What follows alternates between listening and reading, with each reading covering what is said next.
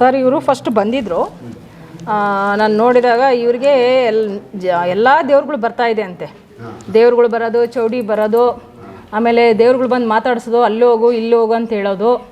ಆಮೇಲೆ ಸರ್ಪ, ಇವರು ಮಾತ್ರ ಸರ್ಪ ಕಾಣಿಸುತ್ತೆ, ಅವ್ರ ಮನೇಲಿ ಯಾರಿಗೂ ಸರ್ಪ ಕಾಣಿಸಲ್ಲ. ಇವ್ರು ಮತ್ತೆ ಬಂದು ತೋರಿಸ್ಬಿಟ್ಟು ಹೋಗ್ತಾ ಇರುತ್ತೆ. ಅದಕ್ಕೆ ಸರ್ಪದ ನೋಡಿದ್ರೆ ಕನಸು ಸರ್ಪದ್ದೇ ಬರ್ತಾ ಇರುತ್ತೆ. ಮತ್ತು ದೇವ್ರದ್ದು ಜಾಸ್ತಿ ಬರ್ತಾ ಇರುತ್ತೆ. ಅಂದರೆ ಆ ದೇವ್ರು ಬಂತು ಈ ದೇವ್ರು ಬಂತು ಅಂತ ಬಂದು ಹೋಗೋದು, ಮಾತಾಡಿಸೋದು, ಅದು ಹೇಳೋದೆಲ್ಲ ನಿಜ ಆಗೋದು, ಈ ಥರ ಬಂದು ಹೋಗ್ತಾ ಇತ್ತು. ಹಾಂ, ಘಟನೆ ಹೇಳಿದ್ರು ಎಲ್ಲ ಕನಸಲ್ಲಿ. ಬೆಳಗ್ಗೆ ಎದ್ರೆ ಆಗ್ತಾ ಇತ್ತು. ಚಿಕ್ಕದಾಗಿ ಹೇಳ್ಬಿಡಪ್ಪ ನಿಮ್ಮದು ಯಾವ ಥರ ಘಟನೆಗಳು ಕನಸಲ್ಲಿ ಹೇಳಿದ್ದು ಹೆಂಗೆ ನಡೀತಾ ಇತ್ತು, ಏನು ಹೇಳ್ತಾ ಇತ್ತು? ಸರ್ ನಮಸ್ತೆ. ನಮಗೆ ಸಣ್ಣ ವಯಸ್ಸಲ್ಲೇ ದೇವ್ರು ಕಟ್ಸಿದ್ರು. ಆದರೆ ನಮಗೆ ಡಿಗ್ರಿನೂ ಕಂಪ್ಲೀಟ್ ಆಗಲಿಲ್ಲ. ಒಂದು ಡಿಗ್ರಿ ಮಾಡ್ತಾ ನನಗೆ ಅರ್ಧದಲ್ಲೇ ಬಿಡಬೇಕು ಅಂತ ಮನಸ್ಸಾಯಿತು. ಆಮೇಲೆ ಅಲ್ಲೇ ನಮ್ಮ ದೇವಸ್ಥಾನದಲ್ಲೇ, ನಮ್ಮೂರಲ್ಲಿ ದೇವಸ್ಥಾನದಲ್ಲೇ ಕೂರ್ತಾ ಮನೆಗೆ ಹೋಗಿ ಮನಸ್ಸಾಗ್ತಾ ಇರಲಿಲ್ಲ. ಬೆಳಗ್ಗೆ 6 ಗಂಟೆ ಬಂದರೆ ರಾತ್ರಿ 10 ಗಂಟೆವರೆಗೂ ದೇವಸ್ಥಾನ, ಬಂದವರಿಗೆ ಹಣ್ಣು ಕಾಯಿ ಮಾಡೋದು, ಏನು ಅದರ ದೇವ್ರ ಪೂಜಾರಿ ಥರ ಅಲ್ಲ, ಆದರೆ ಬಾಗಿಲು ಕಾಯಬೇಕು ಆ ಥರದ್ದು ನನಗೆ. ಅಂದರೆ ನಮ್ಮೂರಲ್ಲಿ ಎಲ್ಲ ದೇವಸ್ಥಾನಕ್ಕೆ, ಎಲ್ಲಮ್ಮಂಗೆ, ದುರ್ಗಮ್ಮಂಗೆ, ಆಂಜನೇಯ ಸ್ವಾಮಿ ಎಲ್ಲರೂ ಒಂದೊಂದು ಸಲ ಬಂದು ಕರೆಯೋರು, ಬನ್ನಿ ಬಾ ಟೈಮಿಗೆ ಬಾ ಅಂತ. ಯಾವಾಗ ನಾನು ಆ ಟೈಮಿಗೆ ಹೋಗಿ ಕುತ್ಕೊತೀನೋ ಆ ಟೈಮಲ್ಲಿ ಯಾರಾದರೂ ಒಬ್ರು ನನಗೆ ಸಮಸ್ಯೆ ಕೇಳೋಕ್ಕೆ ಬರೋರು. ಆವಾಗ ಇಂಥ ಜನ ಬರ್ತಾರೆ, ಇಂಥ ಪರಿಹಾರಕ್ಕೆ ಇಂಥ ಉತ್ತರ ಕೊಡು ಅಂತ ಮೊದಲೇ ನನಗೆ ಕನಸಲ್ಲಿ ಹೇಳ್ಬಿಟ್ಟು ಇದು ಮಾಡಿರೋರು. ಗೊತ್ತಾಗಿರೋದು ಇಂಥವ್ರೇ ಬರ್ತಾರೆ, ಇಂಥ ಜನನೇ ಇರ್ತಾರೆ ಅಂತ. ಆಮೇಲೆ ಎಷ್ಟೋ ಸಲ ಗಾಡಿಯಲ್ಲಿ ಹೋಗ್ಬೇಕಾದ್ರೆ ಆಗಲಿ ಅಥವಾ ಇದರಲ್ಲಿ ನಿಧಾನಕ್ಕೆ ಹೋಗೋ, ಈಗ ಮುಂದೆ ಒಂದು ಹಾವು ಬರುತ್ತೆ ಅಂತ ಹಂಗೆ ಹೇಳಿ 2 ನಿಮಿಷಕ್ಕೇ ಒಂದು ದೊಡ್ಡ ಹಾವು. ಆಮೇಲೆ ನನಗೆ ಹಾವು ಯಾವ ಥರ ಕಾಣುತ್ತೆ ಅಂದರೆ ಒಂದೇ ಬಣ್ಣದಲ್ಲ, ಎಲ್ಲ ಬಣ್ಣದ ಹಾವುಗಳು ನನಗೆ ದರ್ಶನ ಆಗುತ್ತೆ. ಮತ್ತು ನನಗೆ ನಾಗರಲೋಕದ್ದು ಒಂದು ಸಲ ರಾತ್ರಿ ದರ್ಶನ ಆಗಿತ್ತು. ನಾಗರಲೋಕದ್ದು ಕರ್ಕೊಂಡೋಗಿ ಆ ನಾಗದೇವತೆ ಒಂದು ಸಲ ದರ್ಶನ ಮಾಡಿಸಿದ್ರು. ಆದರೆ ನಾನು ಎಲ್ಲ ದೇವಸ್ಥಾನದಲ್ಲೂ ಸುತ್ತಿದೆ, ಆದರೆ ನನಗೆ ಏನು ಸಮಸ್ಯೆ ಅಂತ ನನಗೆ ಗೊತ್ತಾಗ್ತಾ ಇರಲಿಲ್ಲ.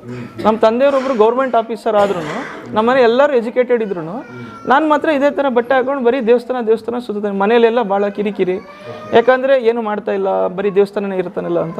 ಆಗ ಎಲ್ಲಿ ಹೋದ ಪರಿಹಾರ ಕೇಳಿದ್ರು ನನಗೆ ಪರಿಹಾರ ಸಿಗ್ತಿರಲಿಲ್ಲ. ಇದು ಮೂಲ ನನಗೆ ಭಾಳ ಸಮಸ್ಯೆ ಆಗ್ಬಿಟ್ಟಿತ್ತು. ನನಗೆ ಆ ಸಮಯದಲ್ಲಿ ಯಾರಾದರೂ ಒಬ್ಬರು, ಈಗ ನನಗೆ ಹೊಟ್ಟೆ ಹಸುವು ಅಂತಂದರೆ ಆ ಯಾವುದೋ ರೂಪದಲ್ಲಿ ಅನ್ನ ಬಂದು ಕೈಗೆ ಬೀಳುತ್ತೇವಿನ, ಮತ್ತು ಮುಂದಿನ ಹೊಟ್ಟೆ ಹಸುವಿಗೆ ನಾನು ಏನು ಮಾಡಿ ಅಮ್ಮನೇ ಕೊಡ್ತಾಳೆ ನನಗೆ. ಆ ಥರ ಈಗ ನಾನು ಈ ಕ್ಷಣದಲ್ಲಿ ಈಗ ನಾನು ಇಲ್ಲಿ ಬರ್ಬೇಕಂದ್ರೆ ನನ್ನ ಹತ್ರ ಏನೂ ದುಡ್ಡು ಇರಲಿಲ್ಲ. ಅಮ್ಮ ಹಿಂಗೆ ಬರಬೇಕು, ಅಮ್ಮನಿಗೆ ಏನೋ ತೊಗೊಂಡೋಗ್ಬೇಕು ಅಂತೇಳಿ 2,000 ರೂಪಾಯಿ ಬಂದು ಯಾರೋ ಕೊಟ್ಟು ಆಶೀರ್ವಾದ ತೊಗೊಂಡೋದ್ರು. ಆ ಟೈಮಿಗೆ ಅದು ಅಮ್ಮನೇ ಕರ್ಸ್ಕೊತಾಳೆ. ಆದರೆ ನನಗೆ ಬೇಕಾಗಿದ್ದು ನನ್ನ ಜೀವನದ ಅರ್ಥ ಏನು, ನಾನು ಏನು ಮಾಡ್ತಾ ಇದ್ದೀನಿ, ನನಗೇನು ಗೊತ್ತಾಗ್ತಾ ಇಲ್ಲ.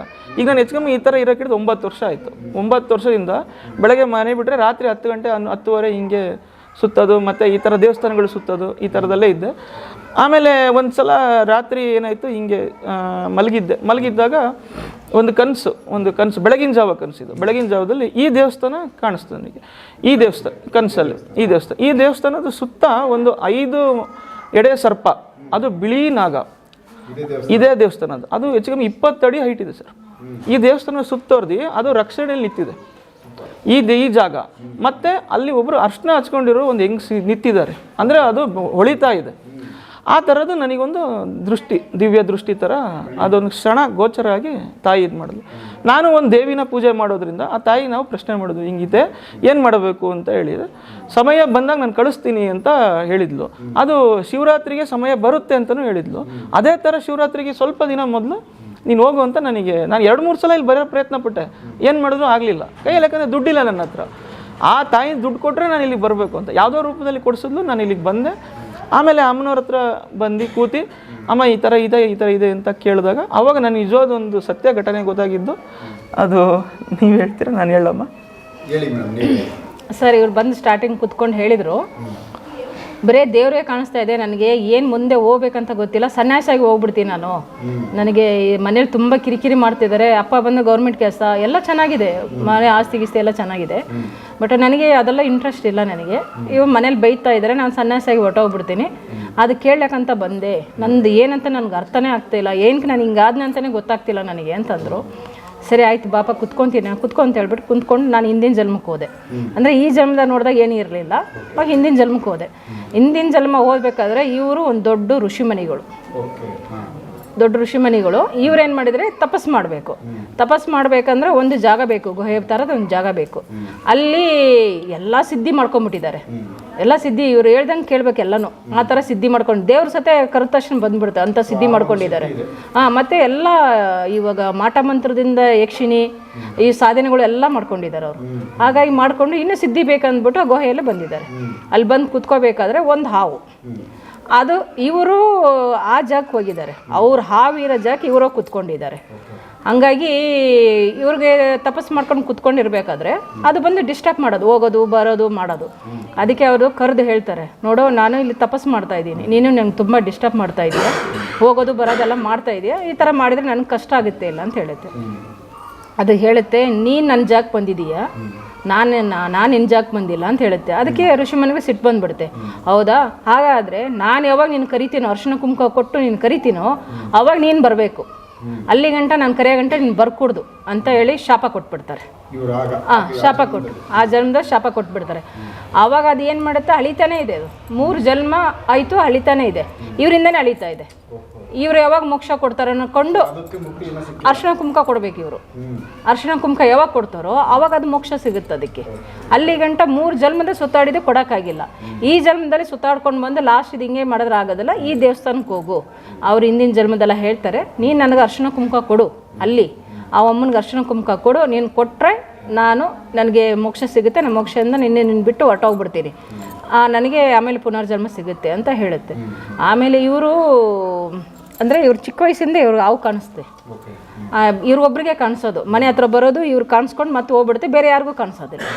ಆ ಥರ ಕಾಣಿಸ್ತಾ ಬರ್ತಾ ಇತ್ತು. ಇದು ಹಾವು ಯಾಕೆ ಬರುತ್ತೆ ನನಗೆ ಅಂತ ಇವರು ಒಂದು ಕ್ವಶನ್ ಕೇಳಿದೆ. ಆವಾಗ ನಾನು ಎಲ್ಲ ಹೇಳಿದಾಗ ಹೌದು ಅಂತ ಅವಾಗ ಇವರಿಗೆ ಏನೋ ನಡೀತಾ ಇತ್ತು ಅದೆಲ್ಲ ನನಗೆ ಬಂತು. ಹೌದು ನಿಜ ಇದು ಅಂತ.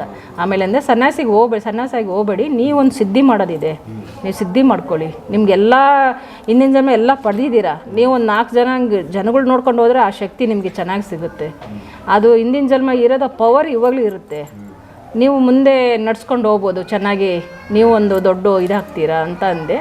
ಆವಾಗ ಅವರು ನಾನು ಹೇಳಿದೆ, ನೀವು ಅಮ್ಮ ಇಲ್ಲೇ ಅರ್ಶಿನ ಕುಂಕುಮ ತಂದು ಕೊಡಬೇಕು ಅಂತ ಹೇಳಿದ್ದಾರೆ, ಮಡ್ಲಕ್ಕಿನ ಇಲ್ಲೇ ತಂದು ಕೊಡಿ, ನೀವು ತಂದು ಕೊಟ್ಬಿಟ್ಟು ಅಮಾವಾಸ್ಯೆ ದಿವಸ ಬಂದು ಎಲ್ಲ ತಂದು ಕೊಟ್ಬಿಟ್ಟು ನೀವು ಅದಕ್ಕೆ ಮೋಕ್ಷ ಕೊಟ್ಬಿಡಿ ಅಂತಂದೆ. ಎಲ್ಲ ಚೆನ್ನಾಗಿ ತಂದು ಕೊಟ್ಟಿದ್ರು. ಅದು ಫೋಟೋ ಕಳಿಸ್ತೀನಿ ಸರ್, ಎಲ್ಲ ಚೆನ್ನಾಗಿ ಕೊಟ್ಟಿದ್ದಾರೆ. ಅದು ಇವತ್ತಿಗೆ ಅದಕ್ಕೆ ಮೋಕ್ಷ ಕೊಡ್ತೆ. ಹೌದು. ಅಂದರೆ ಇವರಿಗೆ ಅವರು ಕಾಟ ಕೊಡೋಕ್ಕಾಗೋದಲ್ಲ, ಯಾಕಂದರೆ ಇವ್ರು ಋಷಿಮನಿಗಳಾಗಿದ್ರಲ್ಲ, ಇವ್ರು ಯಾವಾಗ ಅರ್ಶಿನ ಕುಂಕುಮ ಕೊಡ್ತಾರಂತ ಕಾಯ್ತಾ ಇತ್ತು ಅದಷ್ಟೇ. ಇನ್ಮೇಲೆ ನೋಡಬೇಕು, ಇವಾಗ ಅದರದ್ದು ಏನು ಕಾಣಿಸ್ತಾ ಇಲ್ಲ ಆಗಿದೆ ಅಂತ ಹೇಳ್ತಾರೆ. ಒಂದು ಫಸ್ಟ್ ಟೈಮ್ ಬಂದು ಹೋದಾಗಿದ್ದ ಏನೋ ಸ್ವಲ್ಪ ಚೇಂಜಸ್ ಆಗ್ತಾ ಇದೆ ನನಗೆ ಅಂತ ಹೇಳ್ತಾ ಇದ್ದಾರೆ. ಅಂದರೆ ನನಗೆ ಸಮಸ್ಯೆ ಮೂಲ ಪರಿಹಾರ ಗೊತ್ತಾಗ್ಬಿಡುತ್ತಲ್ಲ ಸರ್, ಅಲ್ಲಿ ಎಲ್ಲಿಂದ ಸಮಸ್ಯೆ ಆಗ್ತಾ ಇದೆ ಅಂತ. ಯಾಕಂದರೆ ನಾನು ದೇವಸ್ಥಾನದಲ್ಲೇ 24 ಗಂಟೆ ಕೂರೋದ್ರಿಂದ ಯಾವ ದೆವ್ವದ ಕಾಟ ಅಂತೂ ನನಗಿಲ್ಲ ಅಂತ ಒಂದು ಗ್ಯಾರಂಟಿ ಇತ್ತು. ಆದರೆ ದೆವ್ವದ ಕಾಟ ಇಲ್ದಲೆ ನಾನು ಇಷ್ಟು ಅಲಿತಾ ಇದ್ದೀನಲ್ಲ, ಏನು ಇರ್ಬೋದು? ಅದು ನಾನು ಸಣ್ಣ ವಯಸ್ಸು 4ನೇ ಕ್ಲಾಸಲ್ಲಿ ಇರ್ಬೇಕಾದ್ರೆ ನನಗೆ ದೇವ್ರು ಕಟ್ಸಿದ್ದು. ಆದರೆ ನಾನು ಈ ಥರ ಅಲಿತಿಗೆ ಹಿಡಿದು 9-10 ವರ್ಷ ಆಗಿ ಹಿಡಿದು ಎಲ್ಲ ದೇವಸ್ಥಾನ ಕೂತ್ಕೊಂಡು ಮಾಡ್ತೀನಿ, ಎಲ್ಲದೂ ಮಾಡ್ತೀನಿ, ಆದರೂ ನನಗೊಂದು ಎಲ್ಲೂ ಒಂದು ದಾರಿ ಕಾಣ್ತಾ ಇಲ್ವಲ್ಲ ಅನ್ನೋದೊಂದು ಇದಿತ್ತು. ಬಟ್ ಆದರೆ ಇಲ್ಲಿ ಬಂದ ಮೇಲೆ ಅದು ಅಮ್ಮ ಈ ಥರ ಇದೆ ಅಂತ ಹೇಳಿದ್ಮೇಲೆ ನನಗೆ ಗೊತ್ತಾಗಿದ್ದು ಈ ಸಮಸ್ಯೆ ಈ ಥರ ಇದೆ ಅಂತ. ಆಮೇಲೆ ನಾನು ಕೂಡ ಎಷ್ಟೊಂದ್ಸಲಿ ಮನೆ ಬಿಟ್ಟು ಹೋಗಬೇಕು ಭಾಳ ಸಲ ಪ್ರಯತ್ನ ಮಾಡಿದ್ದೀನಿ ಸರ್. ಯಾಕಂತ ಹೇಳಿದ್ರೆ ನಾನು ಎಷ್ಟೋ ಸಲ ಕಾಡೊಳಗೆ ಹೋಗಿ ತಪಸ್ಸಿಗೆ ಕೂರಬೇಕು ಅಂತಲೂ ಪ್ರಯತ್ನ ಮಾಡಿದ್ದೀನಿ. ಅಷ್ಟು ಮಟ್ಟಿಗೆ ನನಗೆ ವೈರಾಗ್ಯತನ ಬಂದುಬಿಟ್ಟಿತ್ತು ಅಂತ ಹೇಳಿದ್ರೆ ಯಾರು ನೋಡಿದ್ರು ನನಗೆ ಇಷ್ಟ ಆಗ್ತಿರಲಿಲ್ಲ. ಸಿಂಗಲ್ಲಾಗಿ ಇದ್ರು ಯಾರೇ ಕಷ್ಟ ಅಂತ ಬಂದರೆ ನನ್ನ ಹತ್ರ ಏನೇನಿದೆಯೋ ಎಲ್ಲ ಕೊಟ್ಟು ಕಳಿಸ್ಬಿಡ್ತಾಯಿದ್ದು. ಯಾಕಂದರೆ ಅವ್ರ ಕಷ್ಟ ನಾನು ನೋಡೋಕ್ಕಾಗ್ತಾ ಇರಲಿಲ್ಲ. ಅದೊಂದು ನನಗೆ ಇದು. ಹಾಗಾಗಿ ಎಷ್ಟೇ ದುಡ್ಡಿದ್ರೂ ನನ್ನ ಜೇಬಲ್ಲಿ ನಿಲ್ಲಲ್ಲ, ಆ ಕ್ಷಣದಲ್ಲಿ ನನಗೆ ಹೋಗ್ಬಿಡುತ್ತೆ. ಅದು ಕೊಟ್ಟು ಅಭ್ಯಾಸ ಆಗಿ ನನಗದು ಈಗಲೂ ನಾನು ಯಾರಾದರೂ ಕಷ್ಟ ಅಂತ ಬಂದರೆ ಪರಿಹಾರ ಮಾಡಿ. ಆದರೆ ನನ್ನ ಸಮಸ್ಯೆ ಈಗ ನನ್ನ ಬೆನ್ನು ನನಗೆ ಹೆಂಗೆ ಕಾಣಲ್ವೋ ಹಂಗೆ ನನಗೇನಾಗಿದೆ ಅಂತ ನನಗೆ ತಿಳಿಬೇಕಿತ್ತು. ಹಂಗಾಗಿ ತಾಯಿ ಸಮಯ ಬರೋವರೆಗೂ ಕಾಯಿ ಅಂತೇಳಿ ಆ ತಾಯಿ ನಾನು ನಂಬಿರೋ ಅಮ್ಮಗೆ ಹೇಳ್ತಾಯಿದ್ಲು. ಅಲ್ಲಿ ಜಗನ್ಮಾತೆ ಇಬ್ಬರು ಒಂದೇ ಅವತಾರ, ಹೆಸರು ಮಾತ್ರ ಬೇರೆ ಆಗಿರೋದ್ರಿಂದ ಇಲ್ಲಿ ಕಳಿಸ್ಕೊಟ್ಲು. ಇಲ್ಲಿ ನನಗೆ ಒಂದಿನ ಬಂದು ಹೋದ್ಮೇಲೆ 10 ದಿನ ಕೆಳಗೆ ಬಂದಿದ್ದೆ. ಆವಾಗ ಈ ಥರ ಇದೆ ಅಂತ ಹೇಳಿದರು. ಇವತ್ತು ನಾನು ಎಲ್ಲ ತಂದು ಅಮ್ಮನಿಗೆ ಒಪ್ಪಿಸಿದ್ದೀನಿ. ಇನ್ನು ನೆಕ್ಸ್ಟು ಏನು ಅಂತ ಆ ತಾಯಿ ಇಚ್ಛೆಯಿಂದ ನೋಡಿ ಅದು ಹಿಂದಿನ ಜನ್ಮದ್ದು ನಮ್ಮ ದೇವಸ್ಥಾನನೇ ತೋರಿಸಿದೆ.